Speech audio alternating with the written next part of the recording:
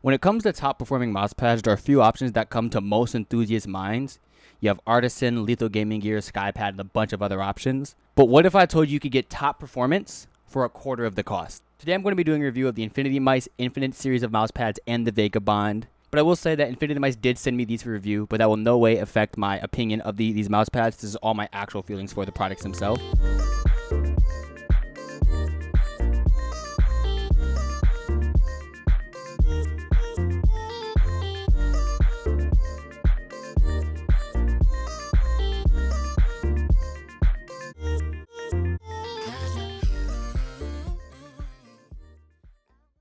So first, let's talk about the price. The Vagabond goes for $40 for the 490 by 420 size. That's the one I have.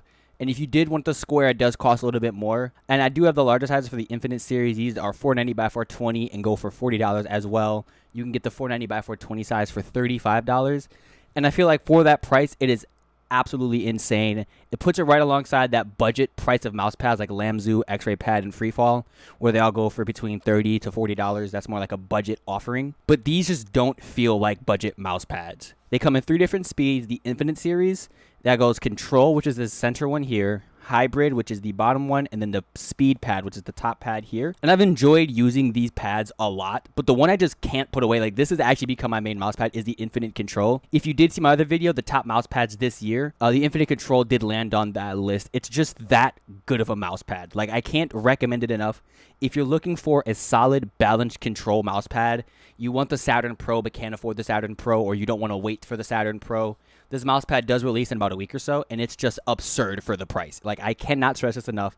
The Infinite Control is my favorite mousepad this year. I am getting the Saturn V2, so I will be comparing this to the Saturn V2 and the original Saturn Pro. But as of right now, the Infinite Control, SV Base Control Plus, and the Saturn Pro are my 3 top pads for control this year. The Hybrid Pad was my least favorite out of the bunch, but this is just a personal bias because I don't like hybrid pads.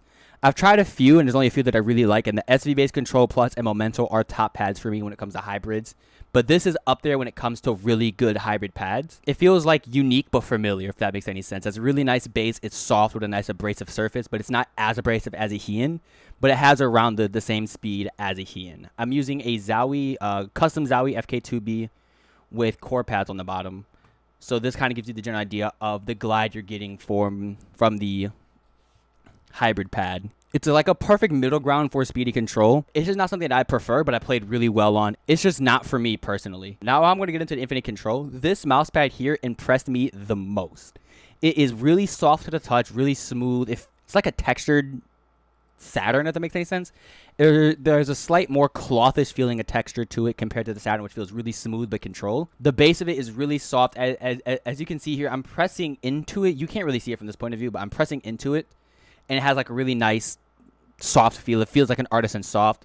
When it comes to the control, if I wasn't using a wired mouse, you could see it better, but it has a lot of control. It feels like a lot of stopping power and a lot of initial friction. So it's just better for games like Valorant, CSGO, Rainbow Six. If you're playing a lot more of those tactical shooter games, you want a lot of control, this is the mousepad to get, and I cannot stress this enough.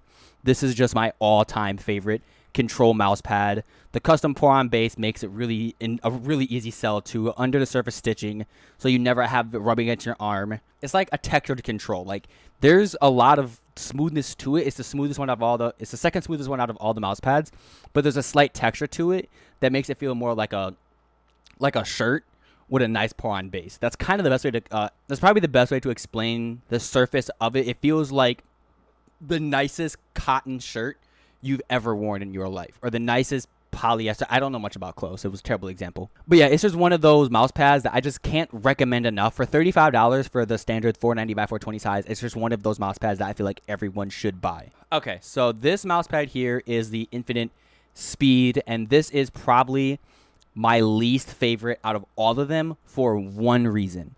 There is a lot of QC issues in the mouse pad with my specific copy and other reviewers having the same issue.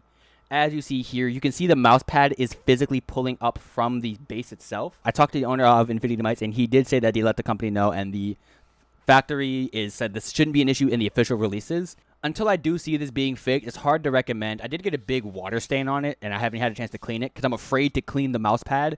I'm afraid if I put even a slight bit of moisture on the mouse pad, it's going to start pulling even more. And I don't want that, because this is a really good mouse pad. I just can't recommend it right now because it's peeling. It's literally pulling up after like a month of use. The speed of it is really quick though. Like, this is the fastest cloth pad I've ever owned. It has a velvety surface, and it also has the under the surface stitching and a really good pour on base. But it's just, until I can verify that these issues here are gone, it's really hard to recommend compared to the Vagabond, compared to the Hybrid, and compared to the Control, where those are just really top of the line performing mouse pads. And it's a really big bummer, because this was my favorite mouse pad until I was pretty much forced to use the Control pad, which ended up becoming my all-time favorite mouse pad, because I do prefer Control mouse pads. Yeah, that's all I have to say about the Infinite series of mouse pads. Let's get on to the more limited edition mouse pad. Now we're going to talk about the Vagabond. This is the one a lot of people are really hyped for. The standard one is $490 by $420, which goes for $40, and it is a limited drop. This will not be a constantly restocked item like the Infinite series. This one has a textured surface with art on it. It has a pour-on base. Like, it also has an attempt of under-the-surface stitching. This is more like surface-level stitching. It doesn't feel to the same degree of quality as the Infinite pads. But I feel like for $40, the art style you get with it, the box that it comes with is really cool as well. I feel like this is another really high-quality mouse pad. The custom pour-on base is probably one of my favorites on the market. It isn't like traditional pour-on. This is like a custom blend that they said they made. This have the exact same issue as my speed pad, where it seems like the pad is pulling. You can't see it as well here, but right here, if I lift the pad up in this direction, I could probably pinch it, but if I lift the pad up, you can see it's like it's bending out. That's because the mouse pad is pulling from the actual like surface itself, and I'm not sure what's causing this. And I haven't talked to the owner of InfinityMice about this mouse pad specifically, because this happened right before I started filming this review. Did not do this yesterday, and I have no idea what's causing them to do this. But it's a really big letdown, because I really like the Vagabond. I'm still not a fan of hybrid pads, because this is a hybrid pad. It's similar to the Aqua Control 2, if anything. It's like a smoother Aqua Control 2. It's right in between the Speed and the Hybrid. I feel like it's closer to the Hybrid than it is the Speed, but it's a lot quicker, if that makes any sense. But yeah, I think that should cover everything. Like I said, the Control and the Hybrid, top tier pads, Speed and Vagabond. Get the Vagabond if you really like the art style. I can't attest other Vagabonds that other people have had, but I do know another reviewer did say that theirs was slowed down in the middle, which is where they normally play. I play at the top, and I don't feel any slowdown in my mouse pad. And I've only seen one reviewer say that. Mine hasn't slowed down at all. And with the speed pad, unfortunately, I can't really recommend it because mine was peeling and other reviewers were peeling as well. The company did say that they got that issue fixed and it shouldn't have any issues with it. But yeah, that should be it. Hope you guys did enjoy the video. I do have a code on the website, code Stubby, if you want to use that to go pick up the new controller hybrid. Those are the ones I can't recommend enough. They're just that good mouse pads. Give a like if you did enjoy the video. Subscribe if you want to see more content, and I will see you guys in the next one.